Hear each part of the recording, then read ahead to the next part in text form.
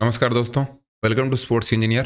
दोस्तों, आज इस वीडियो में टेस्ट एंड मेजरमेंट के क्वेश्चन आंसर्स का हम फोर्थ पार्ट डिस्कस करने वाले हैं। चौथा पार्ट देखेंगे हम टेस्ट एंड मेजरमेंट जो हमारी सीरीज चल रही थी उसके क्वेश्चन आंसर्स का। वीडियो शुरू करते हैं। पहला क्वेश्चन है, चैपमैन बॉल नियंत्रण टेस्ट का प्रयोग किस कौशल का टेस्ट करता है? चैपमैन बॉल कंट्रोल टेस्ट की बात हो रही है। ये कौन सी स्किल को मेजर करता है, ये हमसे पूछा गया है। राइट आंसर इसका हो जाएगा हॉकी के अंदर। ये हमारा करेक्ट आंसर है। इसमें देखिए, चैपमैन बॉल कंट्रोल टेस्ट के अंदर क्या होता है वो देख लेते हैं। इस तरीके से एक टेस्टिंग टारगेट होता है, उसमें हम क्या करते हैं, पहले देखिए ये स्टार्टिंग पॉइंट है, यहाँ से यहाँ पर आते हैं, उसके बाद में यहाँ पर, और इसके बाद में यहाँ पर, और ऐसा करते करते हम पूरा अपने कंट्रोल करते हुए बॉल को हिट करते हैं। ये प्रैक्टिस टारगेट 1 और ये प्रैक्टिस टारगेट 2। इसमें भी देखिए, बॉल को पहले यहाँ से यहाँ पर लेके जाते हैं, और फिर 3 नंबर पॉइंट से 4 नंबर पॉइंट, फिर 5 नंबर पॉइंट, फिर यहाँ से 6 नंबर पॉइंट, और लास्ट में 6। इस तरीके से हम इसको पूरा करते हैं। तो चैपमैन बॉल टेस्ट में यही देखा जाता है कि हम बॉल को कितने अच्छे तरीके से कंट्रोल कर पाते हैं। हॉकी में ये हमारी स्किल काम में आती है, इसका आपको ध्यान में रखना है। नेक्स्ट है, एंथ्रोपोमेट्री का पिता किसे माना जाता है? एंथ्रोपोमेट्री के father of anthropometry is considered to be. Right answer हो जाएगा अल्फोंस बर्टिलॉन। बी इसमें हमारा करेक्ट आंसर हो जाएगा। एंथ्रोपोमेट्री में हम जो बॉडी के मेजरमेंट हैं उनकी बात करते हैं। बॉडी की मेजरमेंट हम नापते हैं एंथ्रोपोमेट्री के अंदर। उस एक टर्म को कहा जाता है एंथ्रोपोमेट्री, और अल्फोंस बर्टिलॉन उसके पिता माने जाते हैं। ये बहुत सारे एग्जाम में पूछा गया क्वेश्चन है, इसको आप मोस्ट लगा सकते हो। इंपॉर्टेंट क्वेश्चन है, आपको थर्ड ग्रेड और सेकंड ग्रेड के एग्जाम में ये क्वेश्चन बहुत बार देखने को मिल सकता है। अब देखिए, मानव शरीर के भौतिक गुणों का व्यवस्थित माप, the systematic measurement of the physical properties of the human body, इसको बोलते हैं एंथ्रोपोमेट्री। क्या होता है? Systematic measurement. हमारी जो पूरी बॉडी है, ह्यूमन बॉडी है, उसका एक सिस्टमैटिक मेजरमेंट होता है फिजिकल प्रॉपर्टीज का। मानव शरीर के भौतिक गुणों का एक व्यवस्थित माप होता है, उसको हम एंथ्रोपोमेट्री बोलते हैं। नेक्स्ट है, निम्नलिखित में से कौन सा परीक्षण है जो चिंता, जिसको कि इंग्लिश में बोलते हैं एंजाइटी, को नहीं मापता है? इन 4 ऑप्शंस में से हमें वो एक ऑप्शन बताना है कि जो एंजाइटी को मेजर नहीं करता। बाकी उसमें से 3 कोई मेजर करते होंगे लेकिन एक नहीं करता, उसको हमें बताना है कि वो राइट आंसर कौन सा है। तो बी इसमें हमारा करेक्ट आंसर हो जाएगा, BIDR। इस ऑप्शन के अलावा CSAI, STAI और SCAT, ये तीनों एंजाइटी के टेस्ट हैं। देख लेते हैं इनकी फुल फॉर्म क्या है। ये देखिए, CSAI का हो गया competitive state anxiety inventory, STAI का हो गया state trait anxiety inventory, SCAT sport competition anxiety test. इसमें सब में एंजाइटी आ रहा है। ये तीनों जो ऑप्शन है इनमें आ रहा है एंजाइटी, मतलब ये चिंता को नापने के लिए टेस्ट है। लेकिन BIDR में नहीं आ रहा, balanced inventory of desirable responding. ये डिजायरेबल रिस्पॉन्डिंग को नापने की एक टेस्ट है। लेकिन ये जो तीनों टेस्ट हैं ये एंजाइटी को मापते हैं, चिंता को ये मेजर करते हैं, उनको ये मापते हैं। तो इसका आपको ध्यान में रखना है। इनकी फुल फॉर्म भी आपको एग्जाम में देखने को कई बार मिल सकती है, तो इनकी फुल फॉर्म को आप ध्यान में रखिए, स्टेट रेट एंजाइटी इन्वेंटरी, ये काफ़ी इंपॉर्टेंट है। नेक्स्ट है, मांसपेशीय सहन क्षमता को मापने के लिए निम्नलिखित में से किस टेस्ट का प्रयोग नहीं होता? 4 ऑप्शन हमारे सामने हैं, इनमें से बताना है कि मस्कुलर एंडोरेंस है, उसको नापने के लिए इन 4 ऑप्शन में से कौन से एक का प्रयोग नहीं होता, उसका यूज नहीं होता। राइट आंसर है बी, दूरी की पैदल चाल, वॉकिंग डिस्टेंस। बी इसमें हमारा करेक्ट आंसर हो जाएगा। वॉकिंग डिस्टेंस में हम मस्कुलर एंडोरेंस को नहीं नापते। सबसे पहले सिटअप्स, इसका आपको पता होगा, हम लेट जाते हैं और एक बार हम ऊपर उठते हैं और फिर वापस लेटते हैं। तो ये जो पूरी जो प्रोसेस होती है, इसमें हमारी एब्डोमिन मसल्स हैं, उनमें स्ट्रेस पड़ता है। तो ये भी एक मस्कुलर एंडोरेंस को नापने के लिए एक टर्म हो गई। इसके बाद में फ्लेक्स्ड आर्म हैंग। तो फ्लेक्स्ड आर्म हैंग का मतलब ये देखिए, यहाँ पे आप देख सकते हो, ये आपके जो हाथ हैं उससे आपने होल्ड कर रखा है इस बार को। पहले तो आपने इस तरीके से आप खड़े रहते हो, उसके बाद में पैर ऊपर करके इनको होल्ड करना रहता है, फ्लेक्स्ड आर्म हैंग। आपके आर्म इसमें फ्लेक्शन कंडीशन में रहते हैं, इसलिए इसको फ्लेक्स्ड आर्म हैंग बोलते हैं। हैंग मतलब लटकना, आर्म मतलब हाथ, आप हाथ से लटक रहे हो इसके अंदर, ये होता है फ्लेक्स्ड आर्म हैंग। इसके बाद में नेक्स्ट है स्क्वाट थ्रस्ट। थ्रस्ट में क्या होता है, आप खड़े रहते हो, फिर बैठ के एकदम से आप इस पोजीशन में आते हो, ये प्रोसेस आप कंटिन्यूस करते रहते हो, इसको बोलते हैं स्क्वाट थ्रस्ट। और जो बी है वह दूरी की पैदल चाल, वॉकिंग डिस्टेंस, इसमें मस्कुलर एंडोरेंस का यूज नहीं होता, बाकी तीनों में होता है। सिटअप्स में भी होता है। इसके बाद में आर्म हैंग, इसमें भी आपकी जो हाथ की मसल्स हैं उनकी एंडोरेंस देखी जाती है, उनकी सहन क्षमता देखी जाती है कि कितने टाइम तक वो इस तरीके से इस पोजीशन में रह सकता है। और इसमें भी आपकी पैरों की और हाथ की स्ट्रेंथ देखी जाती है कि कितने टाइम तक आप इसको कर सकते हो। बाकी तीन ऑप्शंस में से जो वॉकिंग डिस्टेंस था उसमें मस्कुलर एंडोरेंस को नहीं देखा जाता। आई होप आप समझ गए होंगे। नेक्स्ट है लचीलेपन का मूल्यांकन किया जाता है, फ्लेक्सिबिलिटी को असेस किया जाता है। चार ऑप्शंस में से कौन से मीटर से हम उसको असेस करते हैं?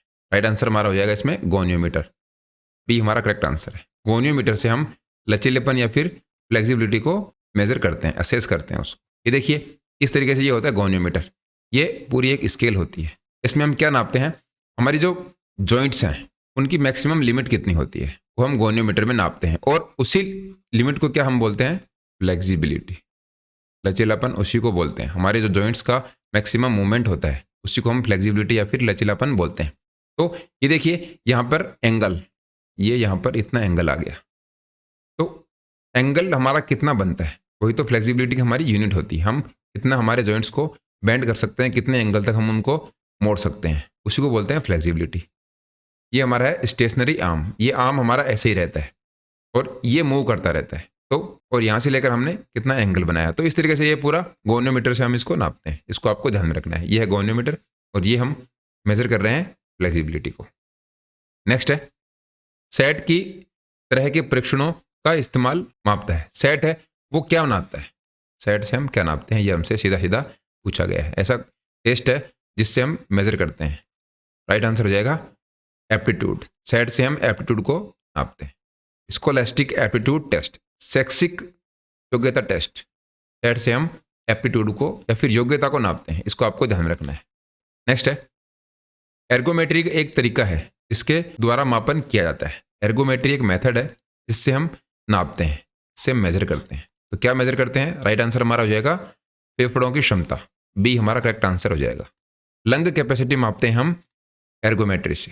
ये देखिए ये इस तरीके से आप ट्रेडमिल के ऊपर रहते हो और कंटिन्यूस उसमें एक्सरसाइज करते रहते हो, पेडल उसमें मारते रहते हो, जिससे हमारा क्या होता है, यहाँ पर हम सांस लेते हैं। तो इससे क्या होता है, हमारी जो लंग्स की कैपेसिटी है, हमारी जो फेफड़ों की क्षमता है वो हम मापते हैं, कितनी हवा उसमें भर सकती है।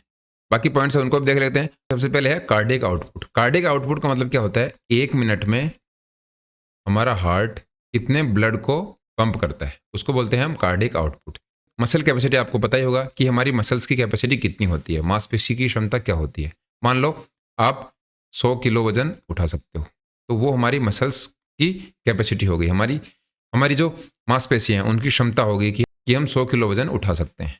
और बाद में है ब्रेन एक्टिविटी, मस्तिष्क की गतिविधियाँ, हम हमारे ब्रेन से कौन कौन सी एक्टिविटीज़ करते हैं। तो इन सभी को एर्गोमेट्री से हम नहीं नापते, लेकिन लंग कैपेसिटी को हम एर्गोमेट्री से मेजर करते हैं।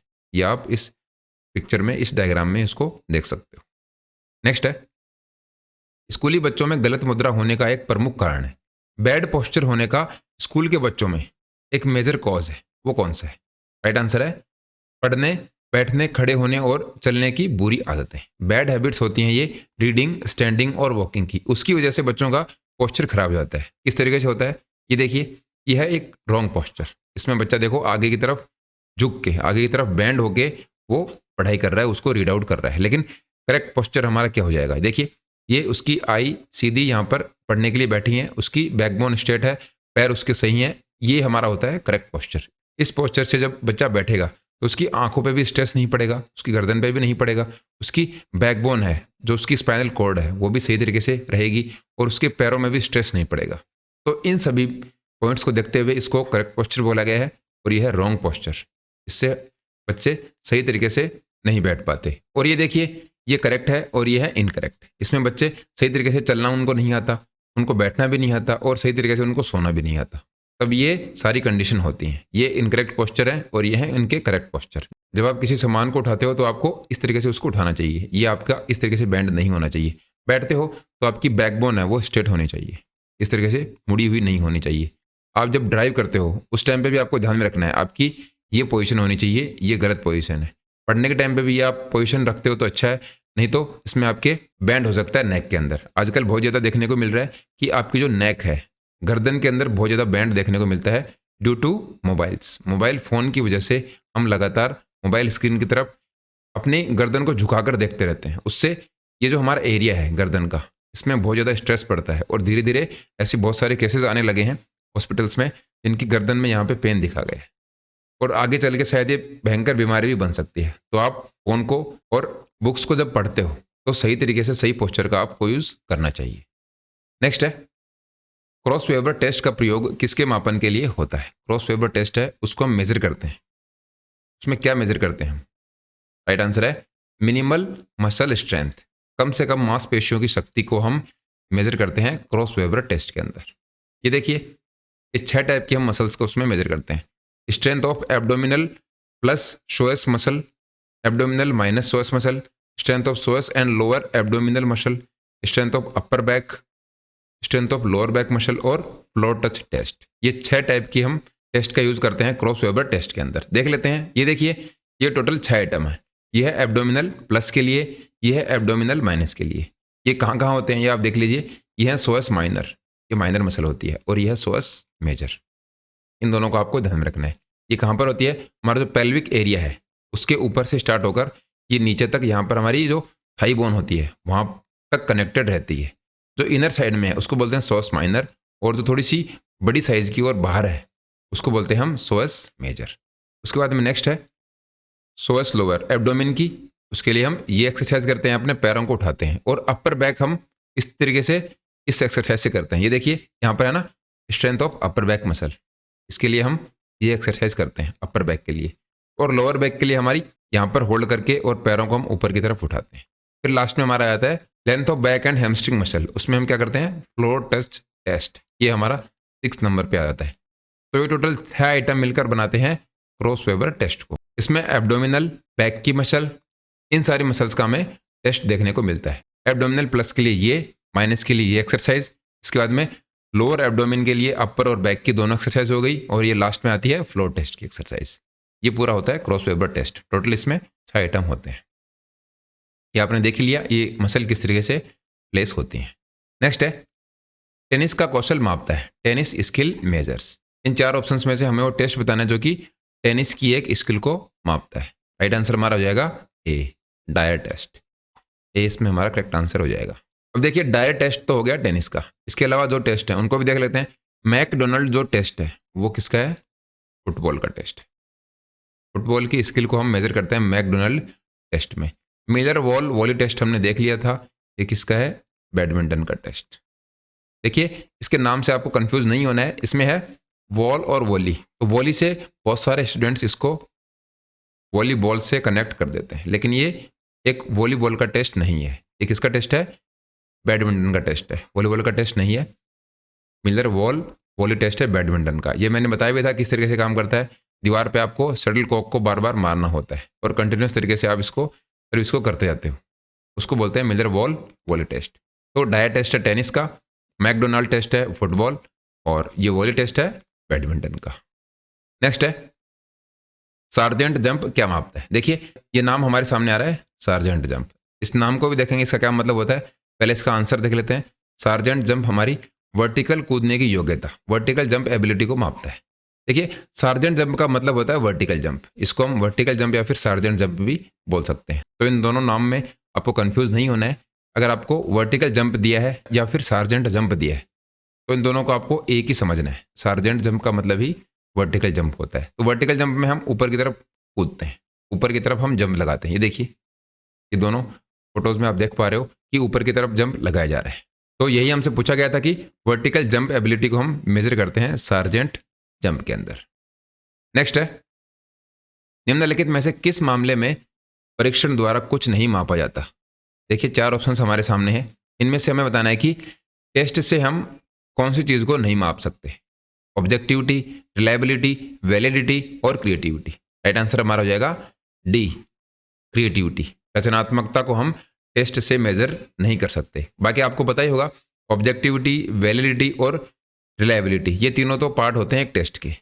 लेकिन क्रिएटिविटी को आप कैसे मेजर करोगे? क्रिएटिविटी का मतलब हो गया कि मान लो आपके सामने कोई 5 रैंडम आइटम पड़े, तो उन 5 रैंडम आइटम से कोई 10 लोग हैं वो कुछ नहीं कर पाएंगे, लेकिन उन 10 में से कोई एक जो पर्सन है वो उन 5 रैंडम आइटम से कुछ अच्छा बना देता है, तो वो उसकी क्रिएटिविटी हो गई। लेकिन उसको आप टेस्ट कैसे करोगे, उसको आप स्कोर कैसे दोगे, उसको आप मेजर कैसे करोगे? इस तरीके से क्रिएटिविटी को हम मेजर नहीं कर सकते टेस्ट के द्वारा, लेकिन बाकी सारे जो आइटम हैं, ऑब्जेक्टिविटी, रिलायबिलिटी, वैलिडिटी, इन तीनों को हम टेस्ट कर सकते हैं। इसका आपको ध्यान में रखना है। नेक्स्ट है, एक परीक्षण का मानदंड निर्भर करता है, एक टेस्ट का जो क्राइटेरिया है वो किस पे डिपेंड करता है? 4 ऑप्शंस हमारे सामने, राइट आंसर हो जाएगा D, all of the above. चारों पे ही डिपेंड करता है, जिसमें कि ऑब्जेक्टिविटी जिसको हम निष्पक्षतावाद बोलते हैं, विश्वसनीयता जिसको रिलायबिलिटी, और वैलिडिटी हो गया तीसरा पॉइंट जिसको हम वैधता बोलते हैं। इन तीनों को हमने लास्ट वीडियो में डिस्कस भी कर लिया था, एक बार दोबारा से देख लेते हैं। सबसे पहले है ऑब्जेक्टिविटी। तो ऑब्जेक्टिविटी का मतलब ये हो गया कि मान लो जो भी हम टेस्ट कर रहे हैं, अगर उस टेस्ट को 5, 10 या फिर कितने भी लोगों से टेस्ट कराया जाए और स्कोर हमारा सेम आए, इसका मतलब हमारे जो टेस्ट की ऑब्जेक्टिविटी है वो सही हो गई, स्कोर हमारा सेम आए। इसके बाद है रिलायबिलिटी। रिलायबिलिटी में क्या होता है कि एक टेस्ट को किया गया, उसके बाद उसी कंडीशन में उस टेस्ट को दोबारा किया गया, रीटेस्ट किया गया, सभी कंडीशन में स्कोर हमारा सेम आ रहा है या नियरली सेम आ रहा है, थोड़ा बहुत स्लाइटली उसमें फर्क है, तो इसका मतलब हो गया ये हमारा टेस्ट रिलायबल है, उस टेस्ट की विश्वसनीयता हमारी अच्छी है। तीसरा पॉइंट है वैलिडिटी। वैलिडिटी में हम क्या करते हैं कि जिस पर्पज़ के लिए हम उस टेस्ट को कंडक्ट कर रहे हैं वो पर्पज़ हमारा उस टेस्ट से पूरा हो रहा है या नहीं। अगर वो नहीं हो रहा है इसका मतलब वो टेस्ट हमारा वैलिड नहीं है, और अगर वो पर्पज़ हमारा फुलफिल हो रहा है इसका मतलब हमारा एक टेस्ट जो है वो वैलिड है। इसको आपको ध्यान में रखना है। वैधता का अगर एग्जाम्पल की बात करें तो मैंने आपको एग्जाम्पल दिया भी था, मान लो हम फिजिकल फिटनेस को मेजर कर रहे हैं, लेकिन फिजिकल फिटनेस के अलावा उसके अंदर हम मेंटल फिटनेस को मेजर करने लग गए, इसका मतलब ये हो गया हमारा टेस्ट उसमें वैलिड नहीं है। लेकिन फिजिकल फिटनेस के कंपोनेंट्स हम उसमें मेजर करते हैं तो हमारा एक टेस्ट है वो वैलिड है, क्योंकि हमें फिजिकल फिटनेस को ही मेजर करना था। तो अगर हम फिजिकल फिटनेस को टेस्ट करते हैं तब तो हमारा एक जो टेस्ट है वो वैलिड हो जाएगा। लेकिन फिजिकल फिटनेस को मेजर करते करते हमने क्या शुरू कर दिया, एक उनको पेपर दे दिया और उसमें हमने बहुत सारे क्वेश्चंस दे दिए कि आपकी हमें मेंटल एबिलिटी चेक करनी है। इसका मतलब ये टेस्ट वैलिड नहीं है। इस टेस्ट को हमने फिजिकल फिटनेस को नापने के लिए शुरू किया था, लेकिन अब हम इससे मेंटल फिटनेस को मेजर करने की कोशिश कर रहे हैं, टेस्ट करने की कोशिश कर रहे हैं। इसका मतलब ये टेस्ट वैलिड नहीं है। अगर उसमें फिजिकल फिटनेस को ही हम मेजर करते हैं तो वो टेस्ट हमारा वैलिड होता। तो इस तरीके से आप इन तीनों पॉइंट्स को आसानी से समझ सकते हो। और ये तीनों ही पॉइंट टेस्ट के जो क्राइटेरिया है जिसको हम सेलेक्ट करते हैं उस पर डिपेंड होते हैं। इन तीनों पॉइंट्स का होना उसमें बहुत ज़्यादा ज़रूरी है। अगला क्वेश्चन है वैलिडिटी, वैधता का अर्थ है, मीनिंग ऑफ वैलिडिटी। तो इसको हमने समझ लिया है। 4 ऑप्शंस में से आपको बताना है राइट आंसर क्या है इसका। ए, एक परीक्षण की गुणवत्ता मापता है जिसके लिए उसका चयन हुआ है। Measure the quality of a test for which is selected. इसको हमने थोड़ी देर पहले ही समझा है कि वैलिडिटी का मतलब होता है कि वो टेस्ट जिसके लिए उसको सिलेक्ट किया गया है उसको वो सही तरीके से टेस्ट कर रहा है या नहीं। Measure the quality of a test for which it is selected, जिसके लिए उसका चयन हुआ है। अगर वो कर रहा है तो वो एक वैलिड है, और नहीं कर रहा तो वो एक वैलिड टेस्ट नहीं है। किसी टेस्ट की वैधता या फिर वैलिडिटी बोलते हैं। आई होप आप इसको अच्छे तरीके से समझ गए होंगे। नेक्स्ट है विश्वसनीयता का अर्थ है। अब की बार हमसे रिलायबिलिटी का मतलब पूछा गया है। ऑप्शन सेम ही है, आपको राइट आंसर देना है। तो इसमें बी हमारा करेक्ट आंसर हो जाएगा। एक परीक्षण सही रूप से प्रशासित हुआ हो, a test was administrated correctly. Reliability का ये मतलब होता है, क्योंकि अगर वो सही तरीके से मेजर हुआ है तो हमारे स्कोर सेम आएंगे, हमारे स्कोर नियर बाई सेम आएंगे। लेकिन अगर वो सही तरीके से एडमिनिस्ट्रेट नहीं हुआ, उसको सही तरीके से हमने परफॉर्म नहीं किया, तो टेस्ट हमारा रिलायबल नहीं रहेगा। क्योंकि अगर रिलायबिलिटी की बात करें तो मान लो हमें टेम्परेचर को मेजर करना था, तो एक बार हमारा टेम्परेचर आता है 15 डिग्री, दूसरी बार भी आता है 15 डिग्री, तब तो हमारा एक टेस्ट है वो रिलायबल हो जाएगा, क्योंकि हमने सही तरीके से एडमिनिस्ट्रेट किया उसको, सही तरीके से उसको प्रशासित किया। लेकिन एक बार 15 डिग्री आ रहा है, फिर आ रहा है 25 डिग्री, फिर आ रहा है 38 डिग्री, तो इस तरीके से अलग अलग ये जो रिजल्ट आ रहे हैं, इसका मतलब ये हो गया कहीं ना कहीं हमारे थर्मामीटर में मिस्टेक है, या फिर कहीं ना कहीं हमने सही तरीके से टेम्परेचर को मेजर नहीं किया, इसीलिए ये सारी मिस्टेक्स आ रही हैं। तो ये जो कंडीशन रहेगी इसके अंदर हमारा जो टेस्ट होगा वो रिलायबल नहीं होगा, वो विश्वसनीय नहीं होगा, उसमें हम ट्रस्ट नहीं कर सकते। इसको ही रिलायबिलिटी बोलते हैं। आई होप आप इसको अच्छे तरीके से समझ गए होंगे। तो बस फिलहाल इस वीडियो में इतना ही। अगर वीडियो की पीडीएफ चाहिए तो स्पोर्ट्स इंजीनियर नाम से अपना एक टेलीग्राम चैनल है, उस पर आप जुड़ सकते हो। इस वीडियो के डिस्क्रिप्शन में भी उसका लिंक मिल जाएगा, नहीं तो आप टेलीग्राम पे स्पोर्ट्स इंजीनियर टाइप कीजिए, वहाँ पर आपको अपना चैनल मिल जाएगा। सभी वीडियोज़ की पीडीएफ भी आपको वहाँ पर मिल जाएगी। मिलते हैं अगले वीडियो में। धन्यवाद।